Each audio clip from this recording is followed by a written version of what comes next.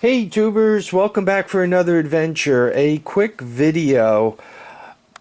I got this TRX 250.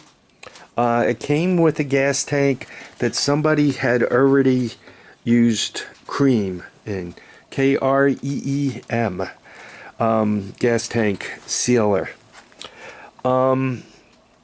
This particular quad sat around for a little while, and I put gas in it and the gas tank started to leak.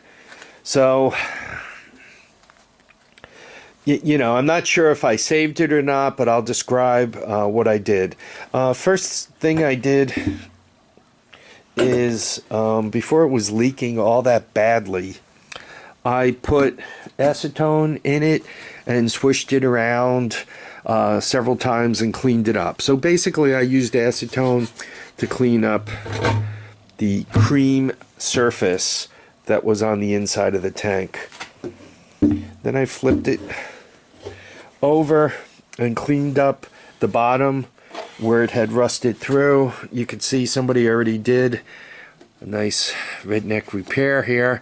They drove a screw into the leaky spot and smeared it with bondo. Then I guess they hit it with the cream stuff. What I did is I cleaned up all around all the rusty edges, anywhere I thought it was a little weak, and I painted on Red Kote, as it's called, R-E-D space K-O-T-E. I happen to like Red Kote. So I painted on anywhere that was shaky. There was a hole here, so I painted the area several times to make sure the red coat had really gotten all in and around the hole. Then I put paper towel over it, and then I painted the paper towel several times. So that's how I did the repair. Once again, wherever it was rusty, I cleaned it up and I cleaned it all up, and I red coated the outside. Same with this upper edge here. Then I had like a third of a can of Red Kote left, so a third of a quart.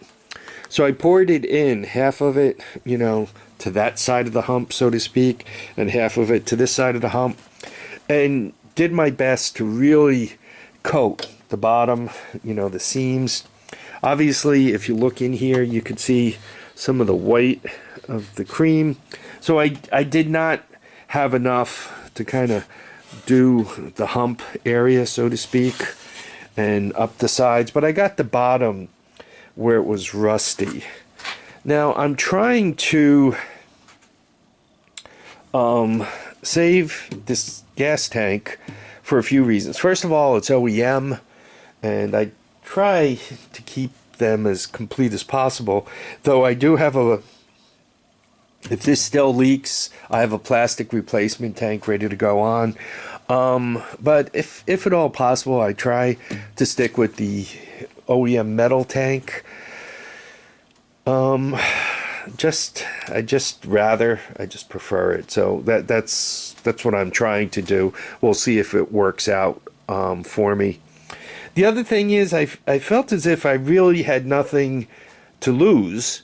I had a third of a can of the Red Kote left, and the Red Kote I had left was from doing two other gas tanks. And after you do a gas tank, you kind of turn the gas tank over and you let the surplus stuff run out, and you put it back in the can to use in the future.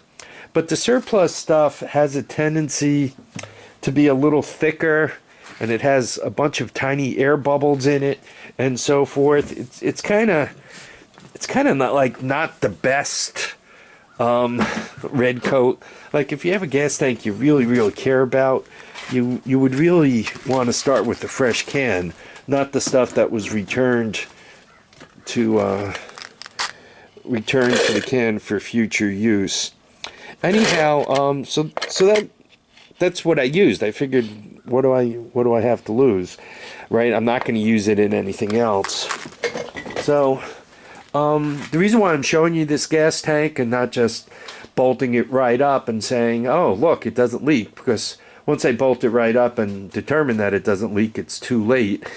The whole bike is put together. I was also having trouble getting gas to come out of the valve on this one.